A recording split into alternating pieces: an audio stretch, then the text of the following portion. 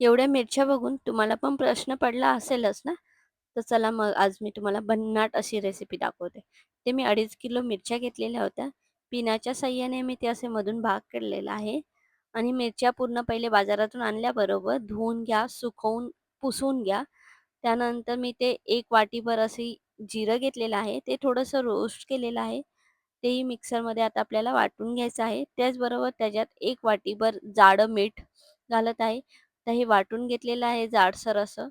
ते आता मिरच्यामध्ये आपल्याला तो मसाला घालायचा आहे. त्यानंतर इथे 2 चमचे हिंग घालत आहे.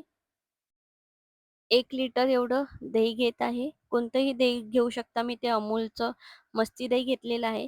इथे मी आता दही पूर्णपणे घालत आहे मिरच्यामध्ये चांगलं.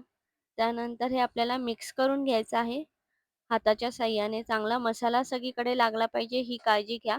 मोठं टोप घ्या. मी तर प्लास्टिकचं टब घेतलेलं होतं. त्यात मी मिक्स करत आहे. चांगलं एकदम मसाला सगळीकडे लागल्यावरच ही रेसिपी एकदम आपली चांगली होणार आहे. तर ही रेसिपी तुम्हाला कळाली असेल तर नक्की कमेंट करा. या मिरच्या आपल्याला आता उन्हात वाळवायच्या आहेत. तर ह्या मिरच्या एकदम चांगल्या नीट सुकायला 1 आठवडाभर लागतो. तर अशा पद्धतीने आपल्या दह्यातल्या मिरच्या रेडी झालेल्या आहेत आणि हे वर्षभर अशा